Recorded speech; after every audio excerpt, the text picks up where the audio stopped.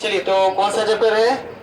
8वां chapter पढ़ेंगे कि खुशहाल गांव और समृद्ध शहर के बारे में।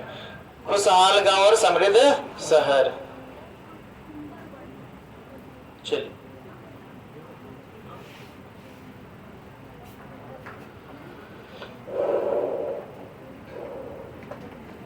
चलिए देखिए, लोहार की दुकान पर प्रभाकर, ये लड़का है ना जिसका नाम क्या है? प्रभाकर है। वो कहाँ है? लोहार की दुकान पर है। चलिए, तो प्रभाकर लोहारों को काम करते देख रहा था, मतलब लोहारों को काम करते देख रहा था प्रभाकर एक छोटी सी बेंच पर कुल्हाड़ी और हाशिए जैसे कुछ औजार बेचने के लिए रखे हुए थे। मतलब एक लोहार था जो काम कर रहा था और कुछ जो है ना, कुछ कुल्हाड़ी और छोटे मोटे औजार जो है ना बेंच पर रखे हुए थे। दूसरी ओर भट्टी जल रही थी। दूसरी ओर क्या हो रही थी? भट्टी जल रही थी और औजार बनाने के लिए दो लोग लोहे की एक छड़ को गर्म करके उसे क्या कर रहे थे? पीट रहे थे। प्रभाकर को ये सब बड़ा मजेदार लग रहा था देख के ना, वो पहली बार देख रहा होगा ना, इसलिए पहली बार देख रहा तो मजेदार लगेगा है ना।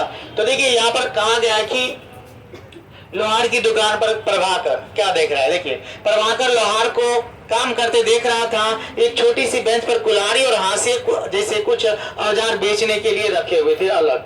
ठीक है। दूसरी ओर भट्टी जल रही थी। औजार बनाने के लिए दो लोग लोहे की एक छड़ को गर्म करके उसे क्या कर रहे थे? पीट रहे थे। और प्रभाकर को ये सब देख कर क्या हो रहा था? बड़ा मजेदार लग रहा था ये सब। ठीक है, आओ आगे चलिए। प्रभाकर देख रहा है इधर ही। इसमें हम लोग पढ़ेंगे लोहे के औजार और खेती, गांव में रहने वाले लोग, नगर क्या कहती है इसके बारे में, इसकी कहानियां, यात्रा विवरण और मूर्ति कलाएं और पुरातत्व के बारे में पढ़ेंगे। मथुरा नगर, अनेक गतिविधियों के केंद्र, शिल्प तथा शिल्पकार, अरिकामेडु और पुदुचेरी, इसके बारे में आगे हम लोग पढ़ेंगे। चलिए, तो सबसे पहले लोहे के औजार की बात करते हैं। ये क्या दिख रहा है? ये क्या है? ये क्या है?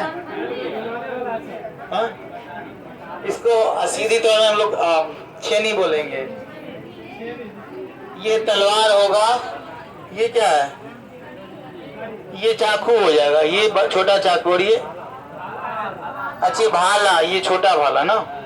और ये सिक्कर के टाइप में लग रहा है, सिक्कर के टाइप में ना। चलिए, ठीक है। तो लोहे के औजार और खेती के बारे में आगे हम लोग देखते हैं।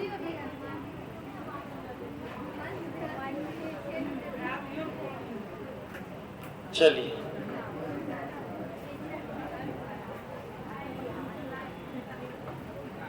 देखिए, कहा गया कि उपमहाद्वीपीय में लोहे का प्रयोग लगभग 3000 साल पहले शुरू हुआ था। लोहे का प्रयोग कब से? लगभग 3000 साल पहले। क्योंकि हम लोग जब हड़प्पा सभ्यता पढ़े थे और सिंधु घाटी सभ्यता पढ़े थे तो उसमें हम लोगों ने देखा था कि उस समय के लोग लोहे से अनजान थे, लोहे के बारे में नहीं जानते थे। ठीक है। महापाषाण कब्रों में लोहे के औजार और हथियार बड़ी संख्या में मिले थे ना। महापाषाण की कब्र की बात किए थे ना, जहाँ लोगों के साथ उनका जो सामान होता था ना उसको भी दफन कर दिया जाता था, उसको भी गाड़ दिया जाता था। जंगलों को साफ करने के लिए कुल्हाड़ियां और जुताई के लिए हलों के प्रमाण करीब 2500 वर्ष पहले मिले हैं। अब देखिए, सबसे पहले आदि मानव ने क्या बनाया? कौन सा औजार बनाया था? कौन सा? कुल्हाड़ी। याद रखिएगा, आदि मानव ने सबसे पहले कौन सा औजार बनाया था? कुल्हाड़ी बनाया था। ठीक है। जंगलों को साफ करने के लिए कुल्हाड़ी और जुताई के लिए हलों का प्रमाण कब मिला है? करीब 2500 वर्ष पहले मिले हैं भारत में। ठीक है।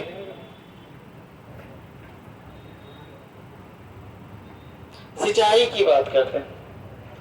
सिंचाई के माध्यम बताइए, कौन कौन से माध्यम से सिंचाई होती है? जल के जो भी स्रोत होंगे ना। चलिए, आज से 3000 साल से 2500 साल पहले की सिंचाई की बात करते हैं। तो इस समय सिंचाई के लिए नहरें थी, ठीक है, कुएं थे, तालाब और कृत्रिम जलाशय बनाए गए थे। कृत्रिम जलाशय मतलब लोगों के द्वारा बनाया गया जलाशय, ठीक है, लोगों के द्वारा बनाया गया जलाशय, जिसको कृत्रिम जलाशय कहा जाता है। देखिए नहर है, अभी भी नहर है कि नहीं है ना, कहाँ है नहर? बिहार में भी मुजफ्फरपुर साइड में जाएगा देखो नहर मिल जाएगा, और इधर हम लोग के इधर नहर नहीं है, हम लोग के इधर नहर नहीं, ठीक है।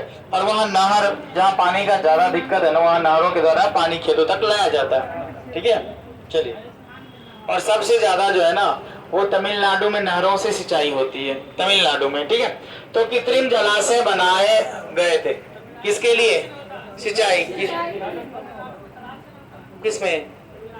तमिलनाडु में। इससे भी होता है, नहरों से भी होता है।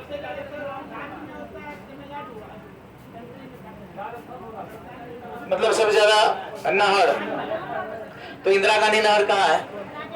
राजस्थान है, वो सबसे बड़ी नहर है, ठीक है, सबसे बड़ी नहर इंदिरा गांधी नहर। क्या? कील नहर? कील नहर कहाँ है? ईरी नहर, कील नहर, ईरी नहर, स्वेज नहर। तो स्वेज नहर कहाँ है? मोहम्मद सागर को लाल सागर से जोड़ता है मिस्र में ना, 1956 में उसका राष्ट्रीयकरण किया गया और पूर्णतः किसका हो गया? हाँ, देखिए गांव में रहने वाले लोग की बात करते हैं।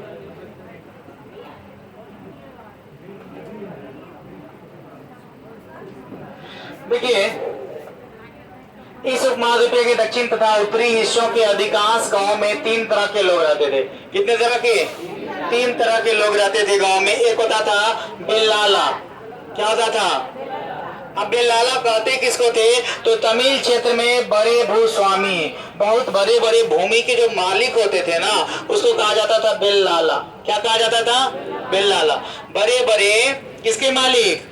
भूमि के मालिक। भूस्वामी किसको कहा जाता है? जिसके पास बहुत बड़ी बड़ी जमीनें होती थी ना, उसको भूस्वामी कहा जाता था, मतलब भूमि के मालिक, ठीक है। अब देखिए उर्वार, साधारण हलवाहे जो होते थे ना, जो हलवाहे हल चलाने वाले होते थे ना, उनको कहा जाता था उर्वार। क्या कहा जाता था? उर्वार। अब बेल्लाला, हाँ ये याद रखिएगा, बेल्लाला और उर्वार, ये याद रखिएगा। निम्न में से क्या है ये पूछा जाएगा। तो तमिल क्षेत्र में बड़े भूस्वामी को क्या कहा जाता था? बेल्लाला। और साधारण जो हलवाए होते थे उसको क्या कहा जाता था? हाँ उर्वार कहा जाता था, ठीक है। चलिए लिख रहे हैं, मोबाइल कौन दिन काम आएगा? घर पर जाके और उसके बाद बैठ के शाम में आज 2 वीडियो डाल देंगे। कल वाला है वो 7वां चैप्टर और आज का नहीं, कल 6ठा, आज 7वां और 8वां, ठीक है। सवेरे देखिए हमारे यहाँ वाईफाई जो है ना वो शाम में ही स्पीड देता है। एक वीडियो 15 GB का होता है, तो मोबाइल से डाउनलोड होगा और 2 GB मोबाइल में डेटा मिलता है। 2 GB डेटा उसी में खत्म हो जाएगा तो व्हाट्सएप ही नहीं चलेगा, दिक्कत है। देखिए कैडेसियर की बात करते हैं। कैडेसियर लाइब्रेरी है ना यूनिक में, तो लाइब्रेरी में 100 लोग होते हैं, अभी सब मोबाइल पे ही लगे होते हैं, सबका मोबाइल इंटरनेट से ये वाईफाई से कनेक्ट होता है तो स्पीड कम हो जाता है। तो शाम में सब लोग जाते हैं तब स्पीड बढ़ता है। यही है। देखिए कैडेसियर की बात करते हैं तो भूमिहीन मजदूर और दास, ये याद रखिएगा। कैडेसियर किसको कहा जाता था? भूमिहीन मजदूर, जिसके पास भूमि नहीं होता था, भूमिहीन जिसके पास भूमि नहीं है। और दास मतलब गुलाम, दास मतलब गुलाम, ठीक है, मतलब इसका बाजार लगता था, गुलामों दासों की बिक्री होती थी ना। चलिए, तो देश के उत्तरी हिस्सों में गांव का प्रधान व्यक्ति ग्राम भोजक, यहाँ याद रखिएगा ग्राम भोजक, गांव का जो मुखिया होता था ना उसको ग्राम भोजक कहा जाता था। जो गांव का प्रधान व्यक्ति होता था उसको क्या कहा जाता था? ग्राम भोजक कहा जाता था। यह पद अनुवांशिक था, अनुवांशिक, समझ रहे हैं ना? हाँ, एक के बाद एक, एक के बाद एक, एक के बाद एक, ठीक है। चलिए देखिए ग्राम भोजक प्रायः बड़े भूस्वामी होते थे ना। ग्राम भोजक जो होता था ना वो बड़े भूस्वामी होता था, मतलब बड़े बड़े जमीनों का मालिक, ठीक है। ग्राम भोजक बड़े बड़े बड़े बड़े स्वामी, बड़े बड़े भूस्वामी होते थे, बड़े बड़े जमीनों के मालिक होते थे, और वे क्या करते थे, कर वसूलने के साथ साथ न्यायाधीश की कमी को भी क्या करते थे, वो पूरा करते थे, न्यायाधीश की कमी को। ठीक है, पुलिस का भी काम करते थे, न्याय, क्योंकि राजा जो होता था ना वही न्याय भी करता था। ठीक है, जो राजा होता था वही न्याय करता था, तो राजा का न्याय ठीक था, तुरंत होता था ना, नहीं होता था राजा पेश किया जाए, राजा डायरेक्ट करता था। कोई चोरी किया, एक सम्राट था इस इतिहास में, एक बहुत बड़ा राजा था, उसके समय में कभी चोरी नहीं हुई थी, क्योंकि राजा बड़ा कठोर था और दंड ऐसा देता था कि चोर भी बेचारा चोरी नहीं करता था। मतलब किसी का अगर गिरा हुआ कोई सामान है ना, तो चोर उठा के उसके घर तक पहुंचा देता था, लेकिन चुराता नहीं था, इतना डर था उसको। क्या, और इतिहास में अभी नहीं आ रहा है याद, बता देंगे आप लोग को कि बहुत बड़ा शासक था वो मतलब ये कोई विदेशी यात्री जब आया था ना भारत में, तो उसका जो वर्णन था उसमें लिखा हुआ था कि एक राजा था जिसके समय में कभी चोरी नहीं हुई, कभी लोग अपने घर में ताला नहीं लगाते थे। ठीक है, कभी ताला नहीं लगाते, ऐसे ही खुला हुआ घर रहता था, और कभी चोरी नहीं होती थी, ये कोई भी चीज। अभी भी देश है, अभी चल जाइए समुद्र तट, नहीं, अभी भी एक दो देश ऐसे हैं ना, जैसे सबसे बदमाश देश नॉर्थ कोरिया है ना, उत्तर कोरिया, और दक्षिण कोरिया जो है ना, दक्षिण कोरिया। ठीक है, दक्षिण कोरिया में अभी भी चोरी नहीं होती है, याद रखिए। उत्तर कोरिया का तानाशाह कौन है, किम जोंग उन है ना, और दक्षिण कोरिया अभी दक्षिण कोरिया ही बात कीजिए ना, दक्षिण कोरिया में अभी भी चोरी हो रही नहीं होती। एक और है जिसका लोगो समुद्री तट है, याद नहीं, अगर इस पर ध्यान है ना तो उधर अभी भूल जाते हैं ना। चलिए आगे,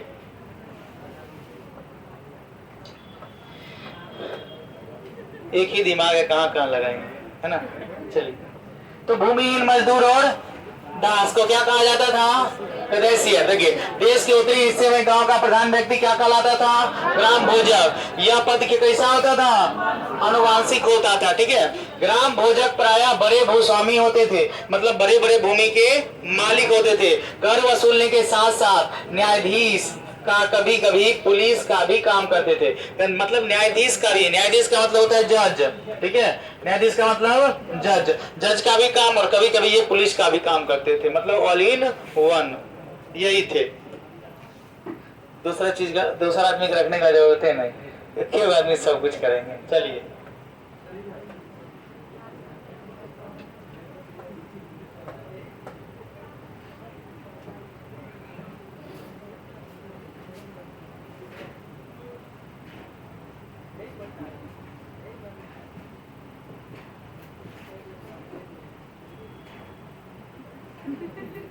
चलिए, तो देखिए, स्वतंत्र, यहाँ स्वतंत्र लिखा हुआ है, थोड़ा स्पेलिंग देखिएगा मिस्टेक रहता है।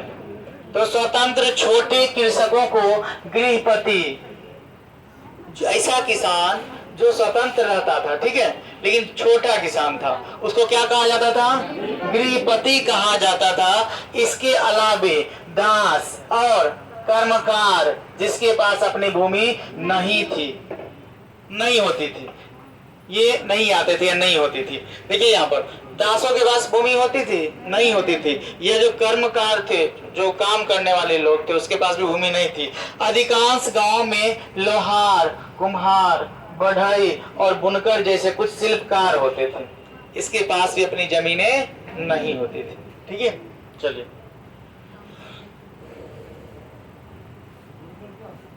बुनकर बनाने वाले, कपड़ा उपड़ा बनाने वाले, बुनकरों का शहर पानीपत को कहा जाता है ना। चलिए, तमिल की प्राचीनतम रचनाओं का संगम साहित्य कहलाता था। देखिए, यहाँ याद रखिएगा, तमिल की जो प्राचीनतम रचना है ना, उनका जो संगम होता है, इसको संगम साहित्य कहते हैं। कौन सा साहित्य, हाँ, तमिल की प्राचीनतम रचनाओं को क्या कहा जाता है, संगम साहित्य, संगम साहित्य ये प्राचीनतम रचनाएं होती थी, जो किस भाषा में होती थी? तमिल भाषा में। इनकी रचना करीब 2300 साल पहले की गई थी। कितने साल पहले? 2300 साल पहले की गई थी। किसकी रचना? संगम साहित्य की रचना, याद रखिएगा, ठीक है? संगम साहित्य, ठीक है?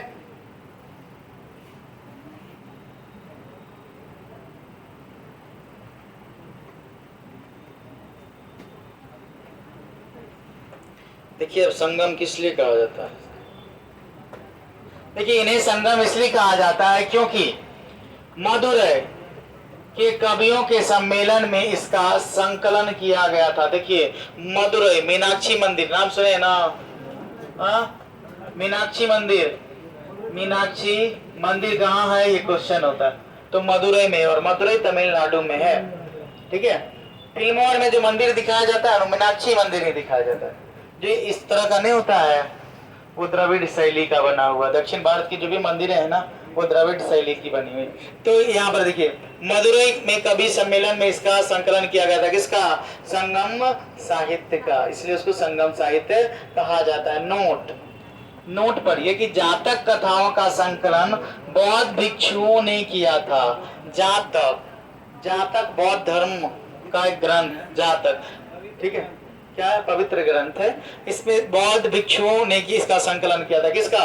जातक कथाओं का, याद रखिएगा। या जातक के बारे में पूछा जाए किस धर्म से संबंधित है? बौद्ध धर्म से संबंधित है। इसका संकलन किसने किया था? तो बौद्ध धर्म के भिक्षुओं ने किया था। बौद्ध धर्म के भिक्षुओं ने किसका संकलन किया है? जातक का, ठीक है? चलिए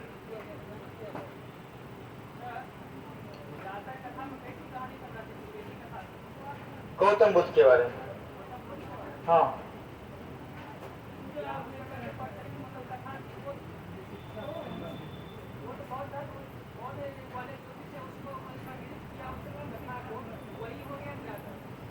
मतलब बौद्ध धर्म में जो भी छोटी मोटी चीजें थी ना, उस सब का संकलन करके बनाया गया जातक कथा। हाँ चलिए, तो नगर क्या कहती है? कहानियां, यात्रा विवरण और मूर्ति कलाएं और पुरातत्व के बारे में पढ़ेंगे।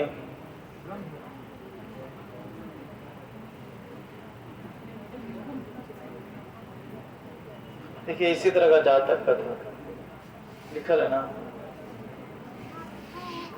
देखिए नगर क्या कहती है? कहानियां, यात्रा विवरण, मूर्ति कलाएं और पुरातत्व की बात होगी कि नगर क्या कहती है। देखिए जहां तक कहानियां आम लोगों में प्रचलित थी, आम लोगों में प्रचलित थी, बौद्ध भिक्षुओं ने इसका संकलन किया। किसने किया? बौद्ध धर्म के भिक्षुओं ने इसका संकलन किया। शहरों, गांव या फिर जंगलों के जीवन से जुड़ी घटनाओं को मूर्तिकार कलात्मक ढंग से उकेरते थे, मूर्ति बनाते थे। इन मूर्तियों को ऐसी इमारतों की रेलिंग या खंभों या प्रवेश द्वारों पर सजाया जाता था जहां लोग आते जाते रहते थे, या आते जाते उसको देख सकते थे ना, ऐसे जगहों पर लगाया जाता था, ठीक है?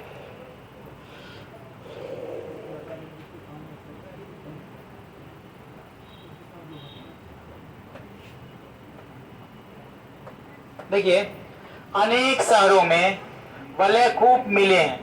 ये बलयकूप गुसल खाने, नाली या कूड़ेदान के लिए प्रयुक्त होते थे। प्रायः ये बलयकूप लोगों के घरों में होते थे। बलयकूप क्या होता है? बलयकूप क्या था? देखिए एक मतलब घर में ऐसा स्थान जहाँ मतलब कूड़े करकट को डालते थे ना, यहाँ कहा गया कि अनेक शहरों में बलयकूप मिले। ये बलयकूप गुसल खाने मतलब होता है कूड़ा करकट रखने का जगह, या नाली या कूड़ेदान के लिए प्रयुक्त होता था। मतलब ये बलयकूप में हम लोग कूड़ेदान का ही प्रयोग करते थे, ठीक है? और ये लोगों के घरों में होते थे। कहाँ होते थे? लोगों के घरों में। पहले अभी डस्टबिन है ना, उसी तरह का। प्राचीन शहरों के बारे में कहा गया, वहां गए नाविकों तथा यात्रियों के विवरणों द्वारा भी पता चलता है कि ऐसे ही एक विस्तृत विवरण किसी अज्ञात यूनानी नाविक का है। जिन पत्तनों पर वह गया उन सभी के बारे में उसने लिखा। यहाँ कुछ स्पष्ट है नहीं है, ठीक है, नहीं यहाँ कुछ स्पष्ट नहीं है कि अज्ञात यूनानी, अज्ञात यूनानी के बारे में कोई ज्ञात नहीं है कि कोई ऐसा यूनानी था या वो एक नाविक था। क्या था? यूनानी जो था, यूनान का था, वो एक नाविक था और वो जो जो पत्तन पर गया ना, जो बंदरगाह पर गया ना, उन सभी के बारे में उसने लिखा, सभी बंदरगाहों के बारे में उन्होंने लिखा, ठीक है।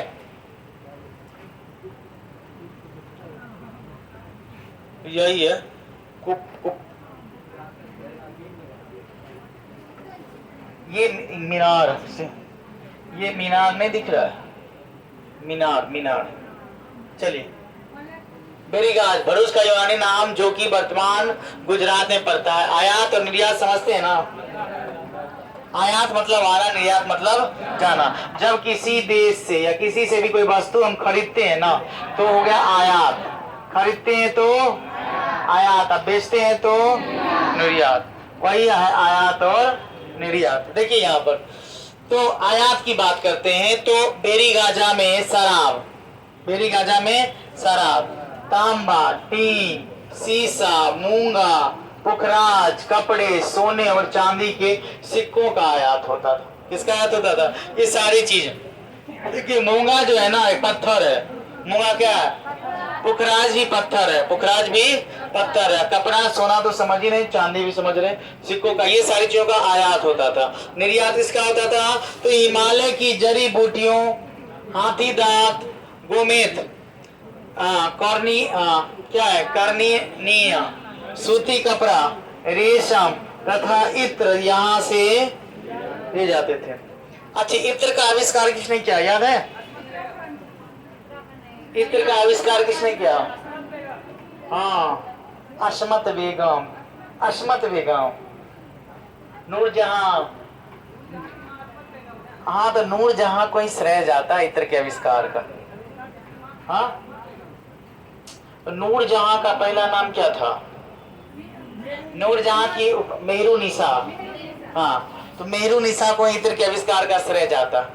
दोनों माँ बेटी मिलकर बनाई, नाम हो गया बेटी का मेहरुनिसा ना, जिसको जहांगीर ने मीना बाजार में देखा था ना, उसके बाद शादी कर लिया था।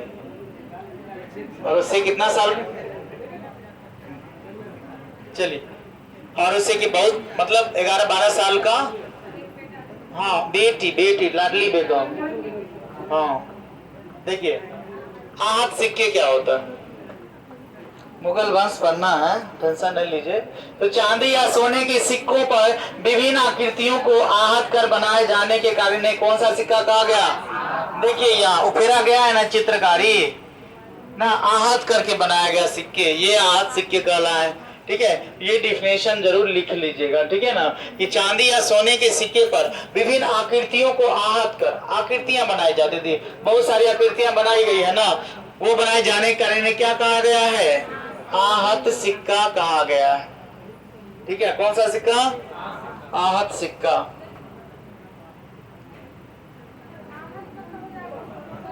आहत करके खोद कर, हाँ हाँ, सीख, ये जो डाला गया है ना, आहत करके ही बनाया गया होगा ना, ठोक ठोक के, पीट पीट के, इसलिए उसको आहत सिक्का कहा गया।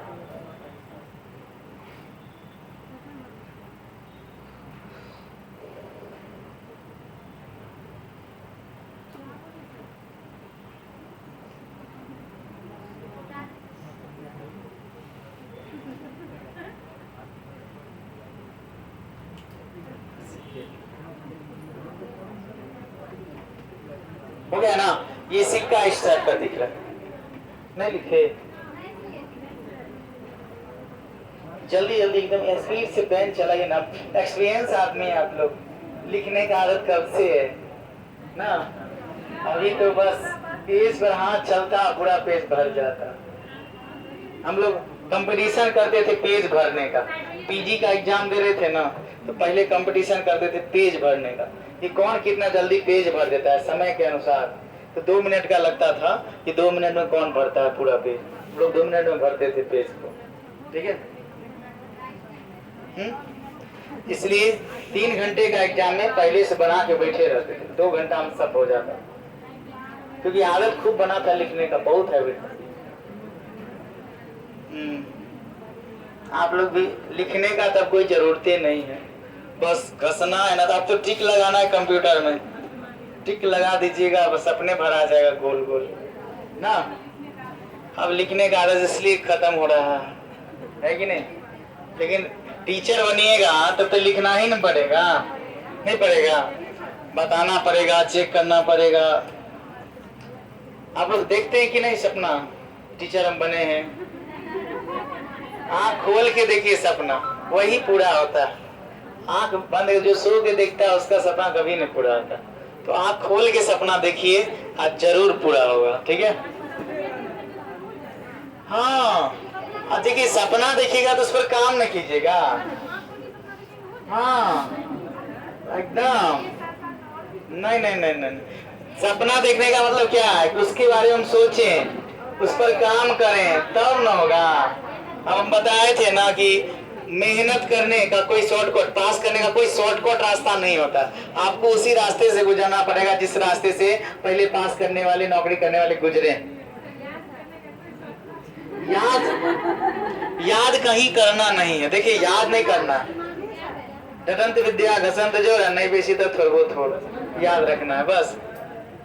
देखिए याद करने का एक ही वो तरीका है, आप 3-4 बार लिखिए और 1-2 बार पढ़ लीजिए, याद हो जाएगा। अब रट्टा मार के याद कीजिएगा तो कल भूल जाइएगा।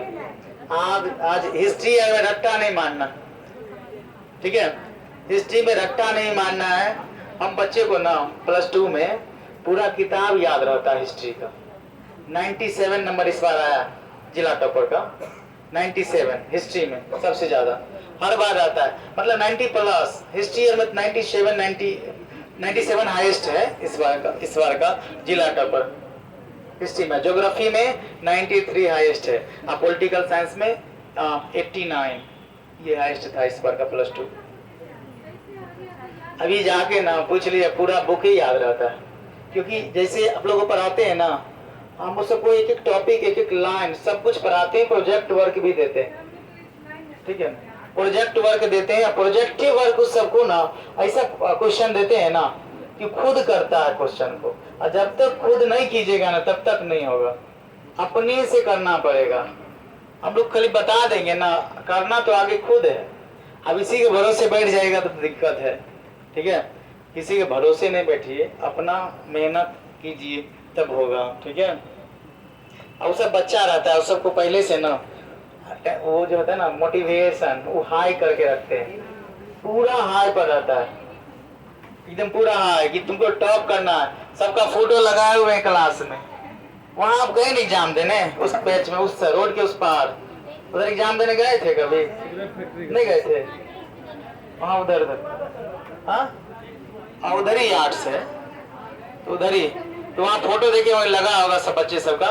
तो वही फोटो इसलिए लगाते हैं कि सबका मोटिवेशन होता रहता है, कहे किसको इतना है, क्योंकि हर बार परिवर्तन होता है। एक बार 500 400 कोई 33 लाया, तो अगले बार कहे थे 433 से ज्यादा ही लाना, 435 लाया, फिर कहे थे 435 से ज्यादा 438 आया, और इस बार कहें कि 450, तो लाएगा, उम्मीद है, क्योंकि पढ़ने में।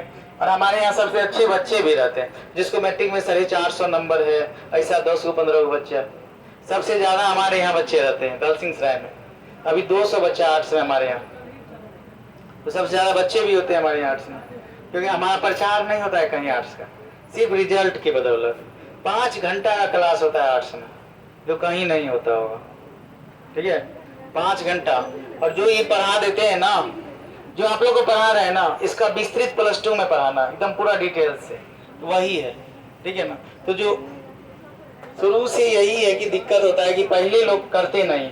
अब मन में धारणा क्या बैठ जाता है आर्ट्स पढ़ने वाले, अरे आर्ट्स कोई कोचिंग पढ़ने का है, तो नहीं पढ़ने का है, तो हड़प्पा सभ्यता किसी से पूछिए, रट तो लेगा हड़प्पा सभ्यता क्या, लेकिन हड़प्पा सभ्यता होता क्या है ये किसी को नहीं पता है, ठीक है ना? किसी शासक के बारे में। तो ऐसे पास करके क्या करेंगे? आप 2nd डिवीजन कीजिए, 3rd डिवीजन कीजिए, कोई दिक्कत नहीं है, लेकिन आपके पास नॉलेज होना चाहिए, है कि नहीं? तो नॉलेज का वैल्यू है। आप कुछ कीजिए, इसका मतलब कोई मतलब नहीं, लेकिन आजकल तो नंबर है, नंबरों का जरूरत है, सब कुछ के साथ सब कुछ चाहिए नंबर, ठीक है। तो हमारे यहाँ का 100% भी है, रिजल्ट में भी 100% है। पिछले साल 124 बच्चों में से 122 बच्चे का फर्स्ट डिवीजन था, एक बच्चे का सेकंड था और एक बच्चे फेल थे, एक बच्चा फेल था इंग्लिश में। कहाँ पर? तो यहाँ पर हमारे पास इतना समय नहीं दिया गया है, एक दिन में दो चैप्टर, एक दिन में अगर एक चैप्टर पढ़ाना रहता ना तो आराम से पढ़ाते नहीं। चलिए ना, जल्दी जल्दी पढ़ाते हैं ना, नहीं चलिए चलिए। अच्छा, वो आराम से क्वेश्चन जब करवाएंगे ना तो आप लोगों से भी बनेगा और ऊपर वाले की दुआ होगी कि आप लोग सब पास हो जाइएगा। चलिए, तो लगभग 2000 साल पहले मथुरा कुषाणों की दूसरी राजधानी बनी थी। मथुरा किसकी राजधानी? कुषाणों की राजधानी। कुषाणों की कौन सी राजधानी? दूसरी राजधानी कौन? मथुरा, ठीक है। आज से लगभग कितना साल पहले? 2000 साल पहले। देखिए, इसमें महत्वपूर्ण, सबसे महत्वपूर्ण ईस्वी को याद करना। मथुरा वो पढ़े थे ना हम लोग, सुरसेन की राजधानी वहां महाजनपद। हाँ, देखिए, यह यातायात और व्यापार के दो मुख्य रास्ते पर स्थित है। पहला रास्ता उत्तर पश्चिम से पूरब की ओर, तक्षशिला की ओर से आने वाला। देखिए यहाँ पर पहला जो रास्ता है ना, उत्तर पश्चिम से पूरब की ओर। देखिए यहाँ पर ये उत्तर, ये पश्चिम, ऐसे किस ओर? पूरब की ओर, पहला रास्ता, ठीक है। आगे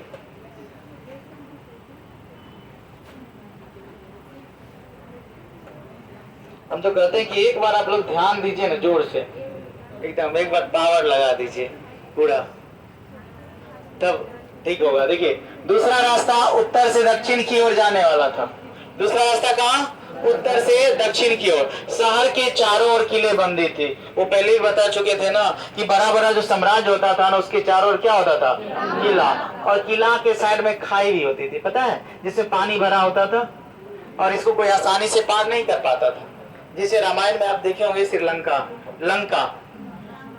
में जो द्वार खुलता था, कैसे ऊपर से आराम से खुलता था और पानी पर उसके ऊपर से बैठ जाता था ना। तो शहर के चारों ओर किले बंदी थी। इसमें अनेक मंदिर भी बने हुए थे।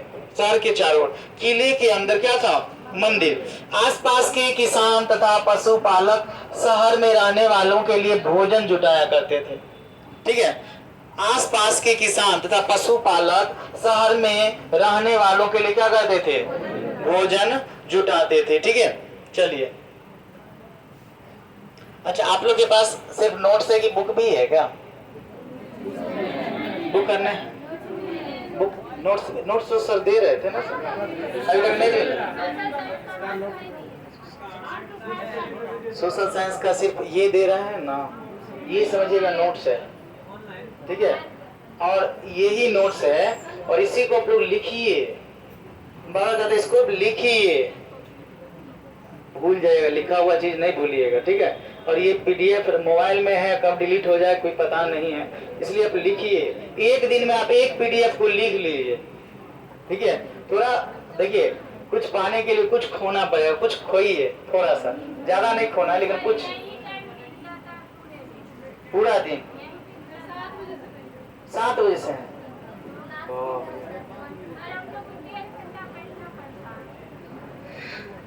मुश्किल है। अच्छा, यहाँ बैठ के तो लिख सकते हैं ना, यहीं लिखिए, क्या दिक्कत है? 1.5 घंटा यहीं समय व्यतीत कर लीजिए, ठीक है। नहीं लिखिए। देखिए, एग्जाम में आप लोग ग्रेजुएशन का एग्जाम दिए होंगे, पीजी भी बहुत लोग किए होंगे, तो ग्रेजुएशन में कितना लिखना पड़ता है? 30 पेज, 35 पेज, 40 पेज लिखना पड़ता है ना। इसमें अगर पूरा लिखिएगा ना तो आपके कॉपी में मुश्किल से 20 पेज में आएगा, 20 पेज में आ गया। वो बहुत ज्यादा बोल दी, 20 पेज है, 15 पेज आराम से लिख लीजिएगा, 2 घंटा 3 घंटा। और लिख के एक बार नोट्स बना लीजिए। उसके बाद देखिए, प्रीवियस ईयर को आप लोग जरूर देखिए, बार बार हम कहते हैं कि प्रीवियस ईयर देखिए, ठीक है। चलिए, अब बाद बाकी सर हैं ही, नोट्स यही रहेगा, क्वेश्चन आपको करवा देंगे, संभावित क्वेश्चन भी, प्रीवियस ईयर भी, और जो भी क्वेश्चन इससे रिलेटेड होगा ना, वो सारा क्वेश्चन भी हम करवा देंगे, ठीक है, अगर हमारे पास समय रहा तब। चलिए, मथुरा बेहतरीन मूर्तियां बनाने का केंद्र था, याद रखिएगा। हाँ, अब हो गया, थोड़ा सामने ध्यान दीजिए कि मथुरा जो था ना वो बेहतरीन मूर्तियां बनाने का केंद्र था। मथुरा एक धार्मिक केंद्र भी रहा है। यहाँ बौद्ध विहार, जैन मंदिर और कृष्ण भक्ति का एक महत्वपूर्ण केंद्र अभी भी मथुरा है ना। मथुरा और वृंदावन कृष्ण भक्ति का महत्वपूर्ण केंद्र है, पता है। चलिए, यही है मथुरा एक धार्मिक केंद्र, यहाँ ये लिख लीजिएगा, ठीक है। मथुरा बेहतरीन मूर्ति बनाने का केंद्र था, ठीक है। +2 के लिए हम किसी को गिफ्ट पेपर नहीं खरीदाते हैं, कुछ भी नहीं, सिर्फ एगो बुक खरीदवाते हैं बस, और बाद बाकी अपना नोट्स बस इसी को पढ़ के। मतलब पहले 100 क्वेश्चन होता था ना, तो अभी 7 क्वेश्चन हो गया कि 7 क्वेश्चन ऑब्जेक्टिव में पूछा जाएगा, तो मुश्किल से उसको 150 क्वेश्चन देंगे टोटल, उसी में 7 आएगा 100%। सब्जेक्टिव भी टोटल जो दे देंगे वही आएगा, एक्स्ट्रा नहीं आता, इसलिए इतना अच्छा नंबर आ जाता है सबको। यहाँ ऑब्जेक्टिव वो तो आपको करवा देंगे। हाँ हाँ हाँ,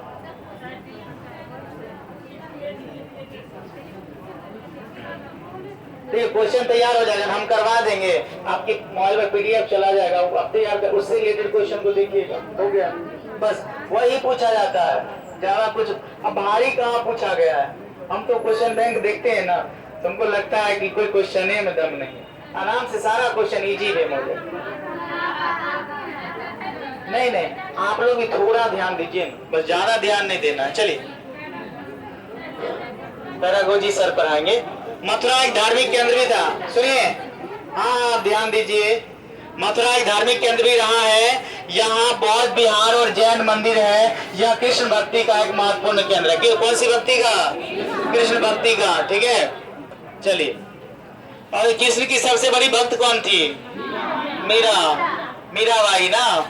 चलिए, मीराबाई कृष्ण की सबसे बड़ी भक्त थी, महिला भक्त। चलिए, मथुरा में प्रस्तर खंडों तथा मूर्तियों पर अनेक अभिलेख मिले हैं जो संक्षिप्त है, तथा स्त्रियों और पुरुषों द्वारा मठों या मंदिरों को दान दिए जाने का भी उल्लेख किया गया, ठीक है।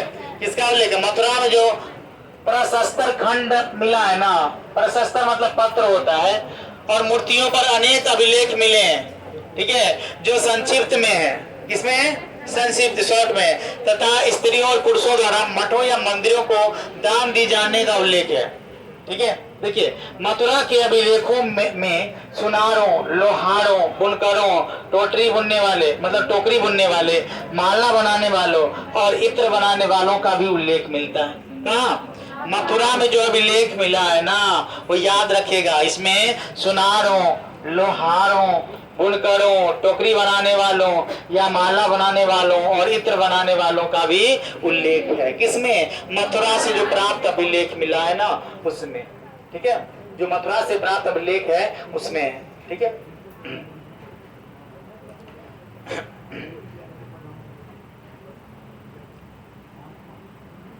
देखिए, शिल्पकारी हो रही है ना, हाथ से क्या होता है? डिजाइन बना रहा है ना, लकड़ियों पर शिल्पकार।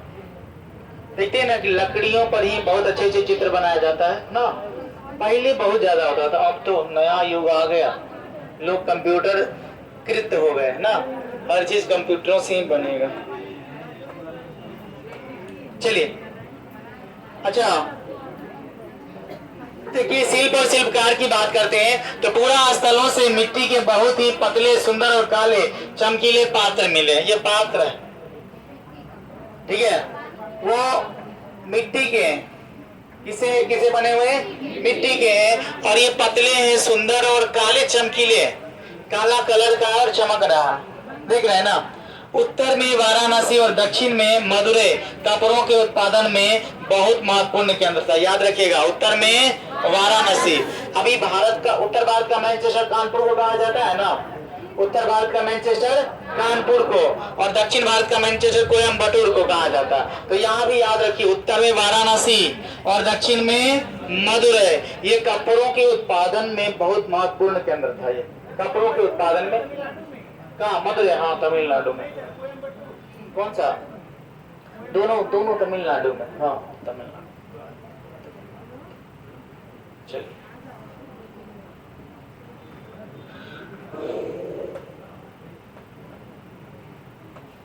देखिए, यहाँ स्त्री पुरुष दोनों ही काम करते थे। ऐसा मिला है कि यहाँ स्त्री और पुरुष दोनों क्या करते थे, काम करते थे। शिल्पकार और व्यापारी अपने अपने संघ बनाने लगे थे, जिन्हें श्रेणी कहा जाता था। क्या कहा जाता था, श्रेणी। जो शिल्पकार थे और व्यापारी थे वो अपना संघ बनाते थे। क्या बनाते थे, संघ बनाते थे, जिसे क्या कहा गया, श्रेणी। जिसे क्या कहा गया, श्रेणी। क्वेश्चन भी आ सकता है, शिल्पकार और व्यापारी के संघ को क्या कहा गया है, तो श्रेणी कहा गया है। ठीक है, शिल्पकारों की श्रेणियों का काम प्रशिक्षण देना, क्या करना, प्रशिक्षण देना था, मतलब सिखाना था।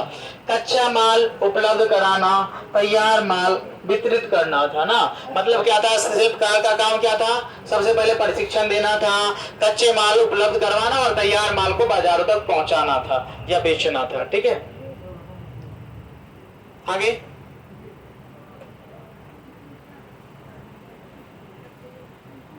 देखिए,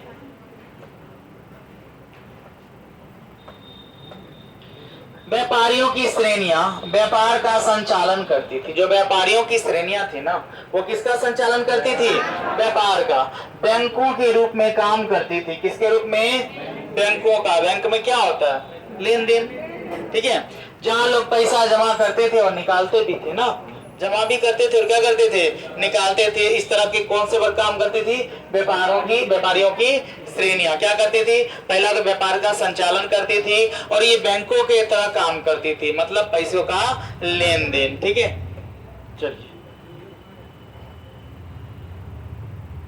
ये अरिकामेडू जगह कहाँ है, पुदुचेरी में।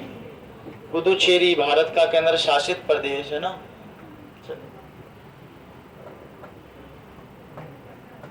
देखिए, लगभग 2200 से 1900 साल पहले, कितने साल, 2200 से 1900 साल पहले अमेरिका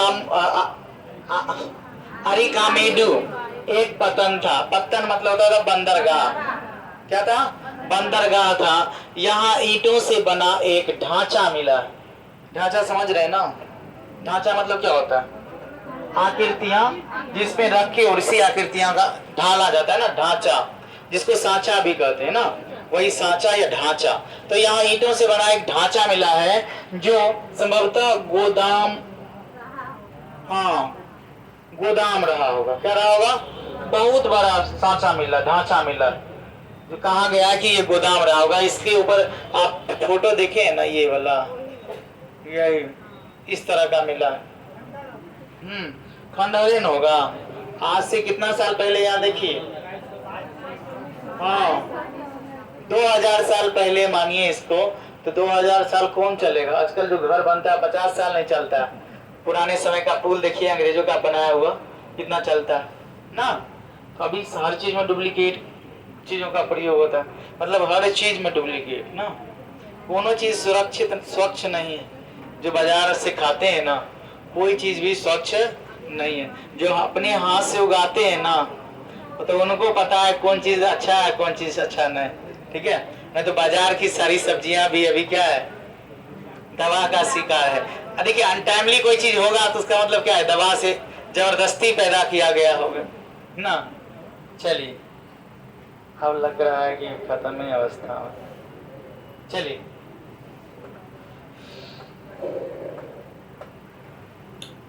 यहाँ भूमध्य सागरीय क्षेत्र के एम्फोरा जैसे पात्र तथा एरेटाइन, मतलब इटली का शहर, इटली का एक शहर है जिसका क्या नाम है, एरेटाइन, जैसे मुहर लगे लाल चमकदार बर्तन भी मिले हैं। यहाँ रोमन लैंप, कहाँ का लैंप, रोमन, शीशे के बर्तन तथा रत्न भी मिले हैं। किस चीज का बर्तन, शीशे का बर्तन और रत्न। ठीक है, आभूषण। शीशों तथा अर्ध बहुमूल्य पत्थरों से मनके बनाने के पर्याप्त साक्ष्य मिले। मनके बनाने का कारखाना पढ़े थे ना सिंधु घाटी सभ्यता में, वो मनके बनाने का। ये अर्ध बहुमूल्य पत्थर, आधा बहुमूल्य है।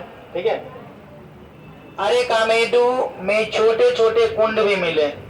छोटे छोटे क्या मिले हैं? कुंड भी, जो संभवतः कपड़ों की रंगाई के पात्र रहे होंगे ना।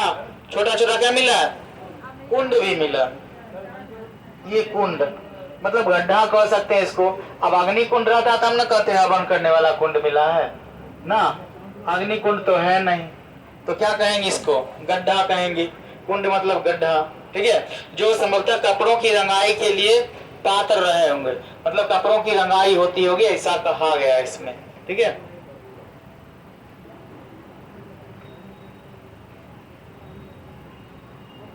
अब आप लोग का कोई क्वेश्चन है? बताइए जल्दी जल्दी। ये 2 चैप्टर हमारा खत्म हो गया,